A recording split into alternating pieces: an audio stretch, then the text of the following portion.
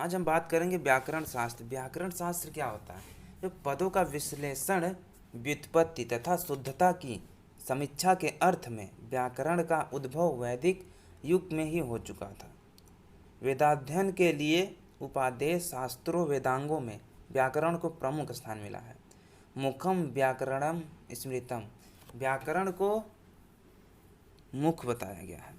व्याकरण क्या चीज़ होता है? सबसे पहले समझ ले, व्याकरण वो चीज़ होता है जो अपने साहित्य को बचा रहा होता है। हर साहित्य का अलग अलग व्याकरण होता है। हिंदी साहित्य हो, उर्दू साहित्य हो, हिंदी साहित्य हो, उर्दू साहित्य, संस्कृत साहित्य हो। तो हम संस्कृत साहित्य की बात करें कि संस्कृत साहित्य को कैसे बचाया जा रहा है। कि पद का विवेचन में अन्य सभी भाषाओं में संस्कृत अग्रणी है, आपको पता ही है।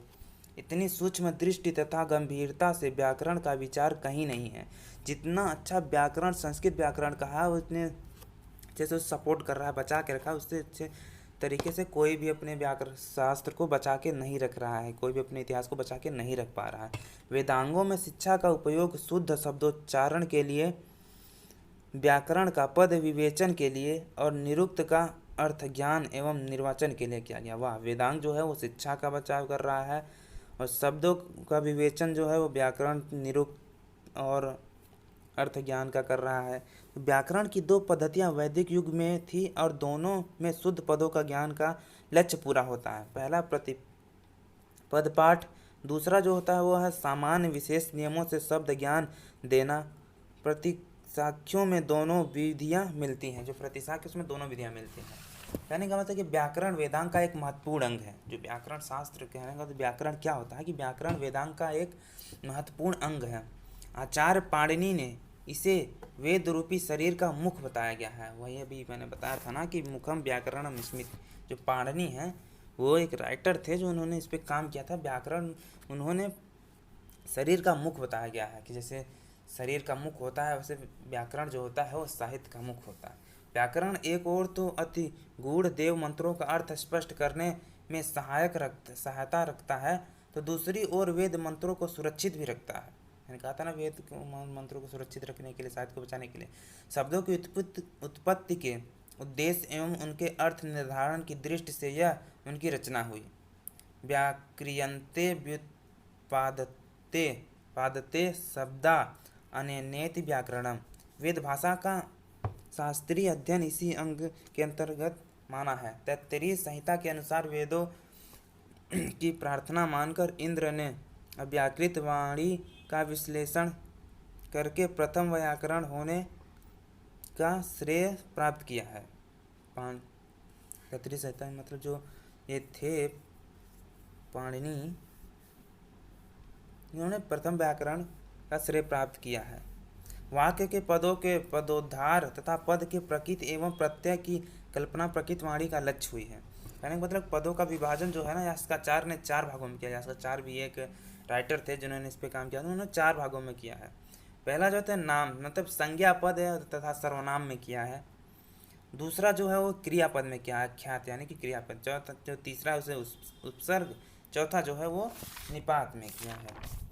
और महाभाष्यकार एक पतंजलि व्याकरण के 5 प्रयोजन बताते हैं। महाभाष्य जो पतंजलि व्याकरण लिखा है उन्होंने 5 प्रयोजन बताए हैं। पहला जो है रक्षा बताया है, दूसरा ऊह बताया है, तीसरा आगम बताया है, चौथा लघु बताया है तथा 5वां जो है वो असंदेह बताया है।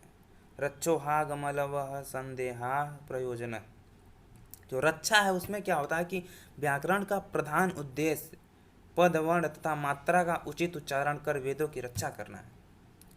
जो व्याकरण का है, जो पद है, मात्रा है, वो सारी का उसे रक्षा करना है। ऊह में बताया गया है, ऊह का अर्थ है कि प्रचलित शब्दों के आधार पर नए शब्दों की कल्पना करना व्याकरण के बिना संभव नहीं है। जो नए शब्द बनते हैं वो व्याकरण के बिना संभव नहीं है। आगम जो है वो आगम में ब्राह्मण के लिए वेदों का अध्ययन करके 6 अंगों के साथ अनिवार्य माना गया है। व्याकरण वेदांग का प्रमुख अंग है। जो 6 वेदांग है, शिक्षा, कल्प, निरुक्त, व्याकरण, ज्योतिष, संघ, जिसके माध्यम से जो साहित्य होता है वो आगे बढ़ता है, वही बताया गया।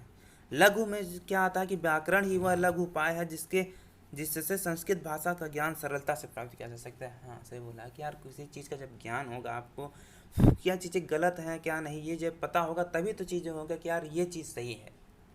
यानी कि दोनों का ज्ञान होना बहुत ज़रूरी है। वही इसमें बताया गया है कि संस्कृत जो ज्ञान सरलता से प्राप्त कर रहे हैं उसके लिए हमें उसके बारे में जानना जरूरी है।